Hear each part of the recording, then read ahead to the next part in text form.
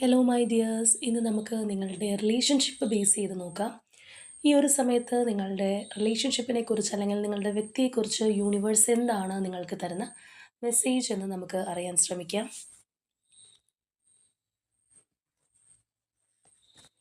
ഈ ഒരു ടൈമിൽ നിങ്ങളുടെ പേഴ്സണെ കുറിച്ച് ഡീപ്പായി പോസിറ്റീവായി ആലോചിച്ചുകൊണ്ട് തന്നെ റീഡിങ്ങുമായിട്ട് കണക്റ്റ് ആവാൻ ശ്രമിക്കുക. നമുക്ക് 3 കാർഡ്സ് ചൂസ് ചെയ്യാം.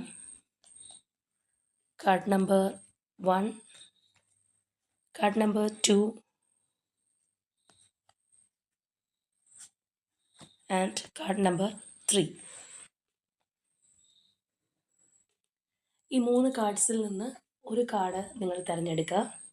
അപ്പോൾ നമുക്ക് കാർഡ് നമ്പർ 1 ചൂസ് ചെയ്തവർക്ക് എന്ത് മെസ്സേജാണ് കിട്ടിയിട്ടുള്ളതെന്ന് നോക്കാം. ഓക്കെ, പ്രിൻസസ് ഓഫ് സോഡ്സ് എനർജിയാണ് കാർഡ് നമ്പർ 1 ചൂസ് ചെയ്തവർക്ക് കിട്ടിയിട്ടുള്ളത്. ഇവിടെ നിങ്ങളുടെ റിലേഷൻഷിപ്പിനെ കുറിച്ച് നിങ്ങൾക്കൊരു ക്ലാരിറ്റി ലഭിക്കാനായിട്ട് പോകുന്നു എന്നുള്ളത് കാണാം. ചിലപ്പോൾ എന്തെങ്കിലും കാര്യങ്ങൾ അറിയണമെന്നോ അല്ലെങ്കിൽ നിങ്ങളുടെ പേഴ്സണെ കുറിച്ചുള്ള കാര്യങ്ങളായിരിക്കാം, അല്ലെങ്കിൽ അവരെന്തെങ്കിലും ഹൈഡ് ചെയ്ത് വെച്ചിട്ടുണ്ടെങ്കിൽ അത് മനസ്സിലാക്കണം എന്ന് ആഗ്രഹിച്ചവരായിരിക്കാം. അപ്പോൾ തീർച്ചയായിട്ടും ഒരു ക്ലാരിറ്റി നിങ്ങളുടെ റിലേഷൻഷിപ്പിനകത്ത് സംഭവിക്കാനായിട്ട് പോകുന്നുണ്ട്. അതുപോലെ തന്നെ ഒരു ഡയറക്റ്റ് കമ്മ്യൂണിക്കേഷൻ നിങ്ങളുടെ വ്യക്തിയിൽ നിന്ന് ലഭിക്കുന്നു എന്നുള്ളതാണ്. പ്രത്യേകിച്ച് നോ കോൺടാക്റ്റിലൊക്കെ പോകുന്നവരാണെന്നുണ്ടെങ്കിൽ നിങ്ങളുടെ പേഴ്സണിൽ നിന്ന് തന്നെ ഒരു കമ്മ്യൂണിക്കേഷൻ നിങ്ങൾക്ക് എത്രയും വേഗം ലഭിക്കാനായിട്ട് പോകുന്നു എന്നുള്ളത് കാണാം.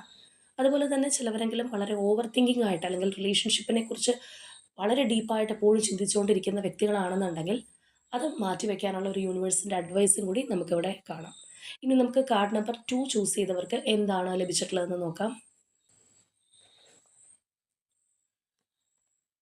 ഓക്കെ, കാർഡ് നമ്പർ 2 ചൂസ് ചെയ്തവർക്ക് വന്നിരിക്കുന്നത് ചാരിയറ്റ് എനർജിയാണ്.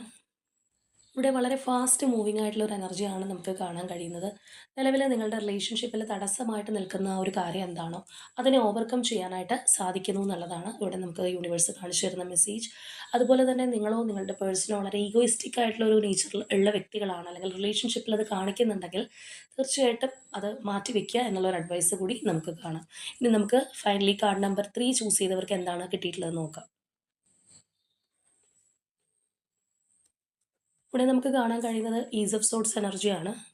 ഇത് കൂടുതലായിട്ടും റെസനേറ്റ് ആവുന്നത് കറൻ്റ്ലി സെപ്പറേഷൻ ഫേസിലൊക്കെ പോകുന്നവർക്ക് തന്നെയായിരിക്കും. കാരണം ഒരു ന്യൂ ബിഗിനിങ് അല്ലെങ്കിൽ നിങ്ങളുടെ റിലേഷൻഷിപ്പിൽ ഒരു ഫ്രഷ്നെസ് ഉണ്ടാവാനായിട്ട് പോകുന്നുണ്ട്. നിങ്ങളുടെ വ്യക്തിയിൽ നിന്ന് നിർണായകമായിട്ടുള്ള ചില തീരുമാനങ്ങൾ നിങ്ങൾ അറിയാനായിട്ട് പോകുന്നു എന്നുള്ള ഒരു മെസ്സേജാണ് നമുക്കവിടെ കാണാൻ കഴിയുന്നത്.